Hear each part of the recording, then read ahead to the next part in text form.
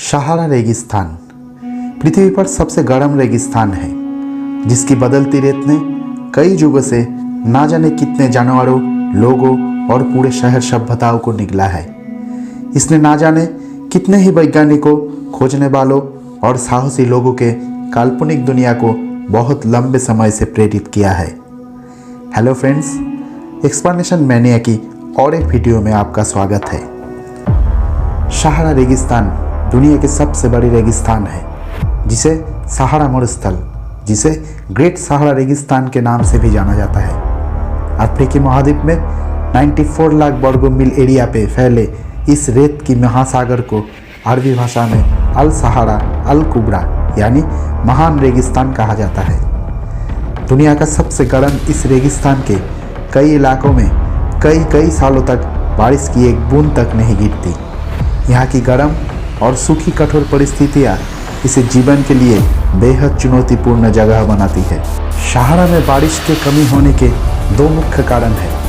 पहली है, रेगिस्तान के ऊपर में लगातार हाई प्रेशर एरिया बना रहता है। इस वजह से ठंडी हवा ऊपर से नीचे की तरफ गिरती है। नीचे गिरती हुई हवा का तापमान बढ़ता है और वो तुलनात्मक रूप से सूखी हो जाती है, और इसी वजह से यहाँ पर बादल नहीं बन पाते हैं। बारिश ना होने की दूसरी बड़ी वजह है सहारे की उत्तर पश्चिम में स्थित एटलस पर्वत श्रृंखलाएं, जो उत्तर से आने वाली नम हवाओं को सहारा में गहराई तक घुसने से रोक लेती है, और नतीजा होता है एक रेन शैडो इफेक्ट वाला एक सूखा क्षेत्र। इतनी गर्मी पड़ती है इस रेगिस्तान में कि जितनी गर्मी पड़ती है उससे डबल टेम्परेचर हो जाती है वहाँ की रेत का।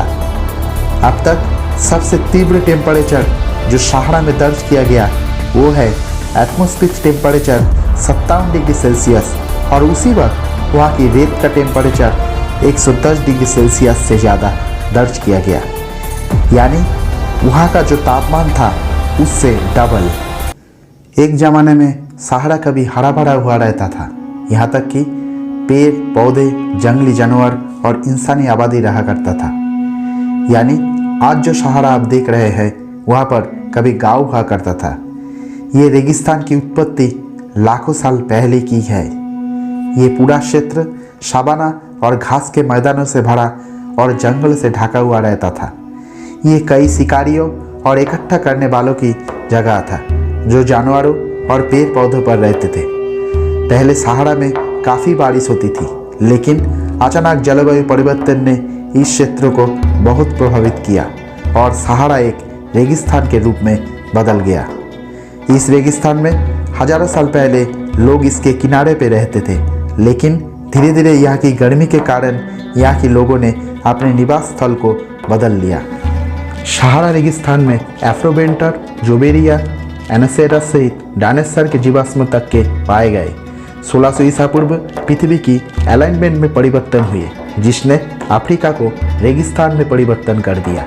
सहारा में अल्जीरिया, चाद, मिस्र, लीबिया, माली, मॉरिटानिया, नाइजर, पश्चिमी सहारा, सूडान और ट्यूनीशिया के बड़े हिस्से शामिल हैं। दुनिया का सबसे बड़ा रेगिस्तान सहारा रेगिस्तान अपने पूर्व में अटलांटिक महासागर से लगभग 3000 मील की दूरी पर नील नदी से लेकर लाल सागर तक फैला है।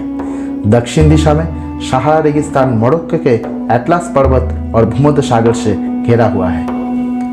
सहारा रेगिस्तान इतना गर्म है कि यहाँ बारिश नाम मात्र की होती है, और बारिश का पानी जमीन पर गिरते ही बाष्प में बदल जाता है।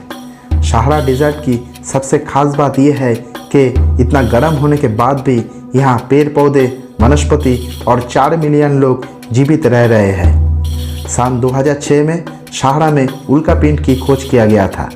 19 दिसंबर 2016 को सहारा में 37 साल बाद बर्फबारी हुई थी। इससे पहले साल 1969 में बर्फबारी देखने को मिला था। सहारा रेगिस्तान में कई रेत के टीले 180 मीटर से अधिक ऊंचाई तक पहुंचते हैं। इस रेगिस्तान का उच्चतम बिंदु में माउंट कुशी नामक विलुप्त ज्वालामुखी है, जिसकी ऊंचाई 3415 मीटर है। इस रेगिस्तान में 12000 से अधिक ऊँटों का कारोबार व्यापार के लिए उपयोग किया जाता रहा है। सहारा में बोली जाने वाली सबसे आम भाषा अरबी है।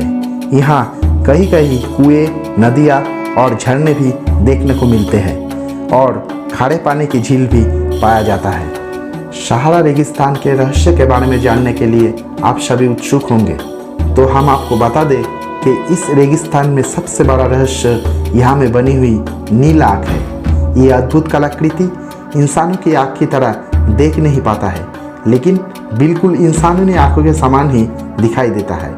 इस आँखों को अंतरिक्ष से स्पष्ट देखा जाता है।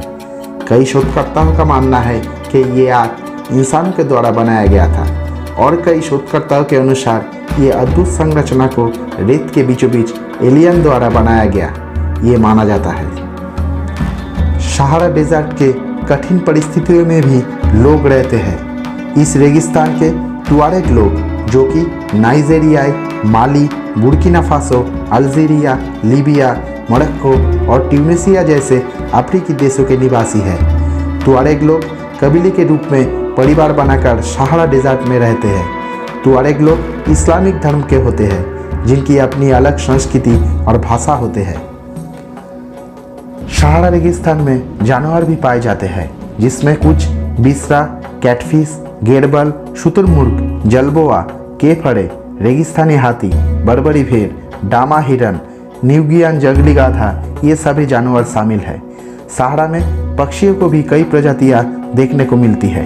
सहारा का रेगिस्तान भले ही खुद एक उजाड़, बंजर और जीवन के लिए प्रतिकूल परिस्थितियों से भरी हुई हो, लेकिन यहाँ से मीलों दूर समुंदर के उस पार अमेज़न के जंगलों को हरा भरा और जीवन से गुलजार रखने में बहुत ही महत्वपूर्ण भूमिका निभाता है। यहाँ से हर साल हवा के साथ उड़ के जाने वाली हजारों टन धूल अमेज़न के जंगलों को आवश्यक मिनरल प्रदान करती है, जो कि बारिश के पानी के साथ बहकर जाने वाली पोषक तत्वों की भरपाई के लिए अहम जरिया बनता है। सहारा में साल भर लगातार चलने वाला सूरज और तेज बहने वाली हवाएं एक अभिशाप के बजाय मानव जाति के लिए वरदान भी बन सकने का गुण रखते हैं। ये स्वच्छ ऊर्जा का वो भंडार है जो दुनिया की लगातार बढ़ती हुई ऊर्जा की भूख को मिटाने में एक बेहद ही खास भूमिका निभा सकता है। एक रिसर्च के मुताबिक सहारा में अगर पवन चक्कियाँ और सौर ऊर्जा के संयंत्र लगाया जाए तो न केवल आधुनिक दुनिया की पेट्रोलियम पर निर्भरता खत्म हो जाएगी, बल्कि बिजली की ज़रूरत भी पूरी हो जाएगी। इसका एक फ़ायदा ये भी होगा कि हवाओं और तापमान के बदलाव के कारण सहारा में होने वाली बारिश की मात्रा बढ़ जाएगी और ये एरिया एक मानव निर्मित हरी भरी दुनिया में तब्दील हो जाएगा। हालांकि इसके लिए एक बड़ी इन्वेस्टमेंट की ज़रूरत है, जो निकट भविष्य में दिखाई नहीं देता।